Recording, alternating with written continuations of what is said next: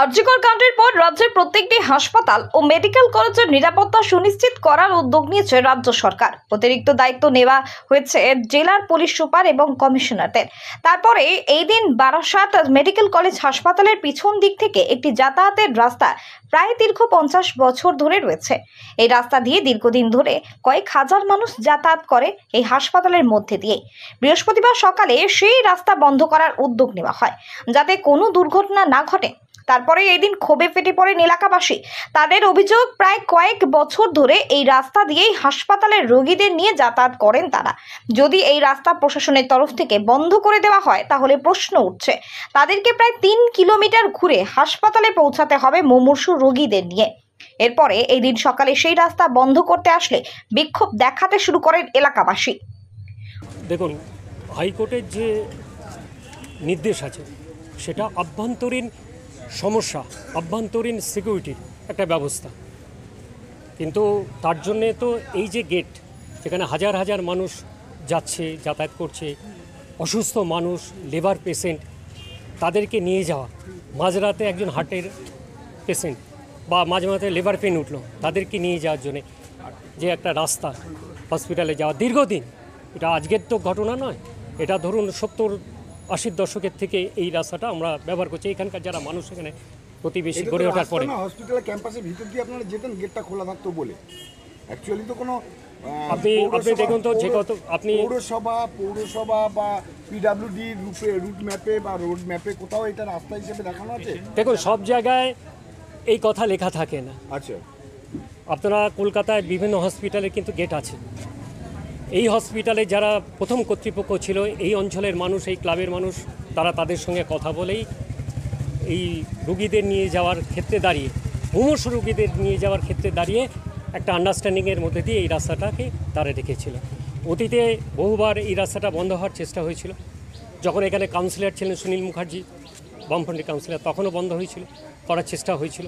তারপরে সঞ্জীব চট্টোপাধ্যায় যখন কাউন্সিলর ছিলেন তখনও বন্ধ হওয়ার চেষ্টা হয়েছিল। কিন্তু জনপ্রতিনিধিদের নেতৃত্বে আমরা যারা এই রাস্তাটাকে, আমরা যারা উপভোক্তা, আমরা যারা এখানে মুমূর্ষু রোগী যাদের পরিবার আছে, যারা উপভোক্তা, আমরা সবার সঙ্গে থেকে এই রাস্তাটাকে বিভিন্ন, হয়তো আকৃতির পরিবর্তন হয়েছে, এর পরিবর্তন হয়েছে, তার ডিজাইনের পরিবর্তন হয়েছে, কিন্তু আমরা এই রাস্তাটাকে আমরা রেখে দিয়েছিলাম তাদের সঙ্গে কথা বলে, এবং সহানুভূতির সঙ্গে অতীতের যারা কর্তৃপক্ষ যারা ছিলেন এখানে, সুপার ছিলেন বা সিএমএ ছিলেন যারা, তারা আমাদের এই চিন্তাভাবনাটাকে তারা সম্মান করেছিলেন। তারা বুঝতে পেরেছিলেন যে আমাদের অবস্থাটার কথা, তার জন্য এই রাস্তাটা রেখে দেওয়া হয়েছিল এবং দীর্ঘদিন এই রাস্তাটা আমরা ব্যবহার করি। আমাদের এই অঞ্চলের সমস্ত মানুষ এটা ব্যবহার করে, পেশেন্ট যাওয়ার জন্য, মূলত মুমূর্ষু রোগীকে নিয়ে যান, রোগী যাওয়ার জন্য এটা আমরা ব্যবহার করি।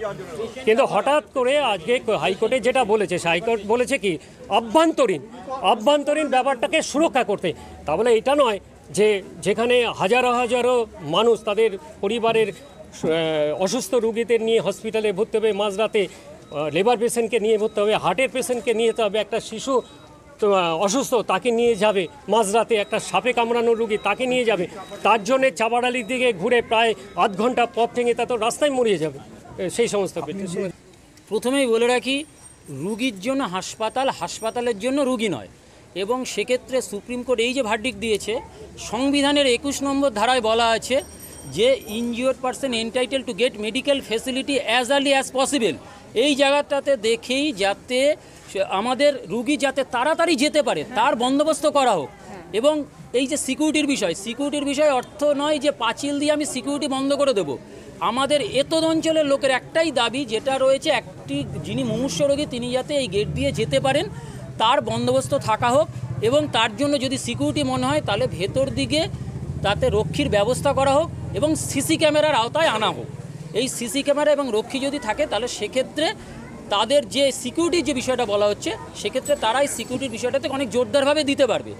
আর এই যারা কেউ তো আর অ্যাক্সিডেন্ট পেশেন্ট তো আর হঠাৎ করে অ্যাক্সিডেন্ট বাড়িতে হতে পারে না, রাত বিরেতে হলে পরে অন্তত যাতে যাতায়াতের পথটা খোলা থাকে, মানুষ যাতে সরাসরি গিয়ে এমার্জেন্সিটা দেখতে পাচ্ছে, অত যেতে পারছে না।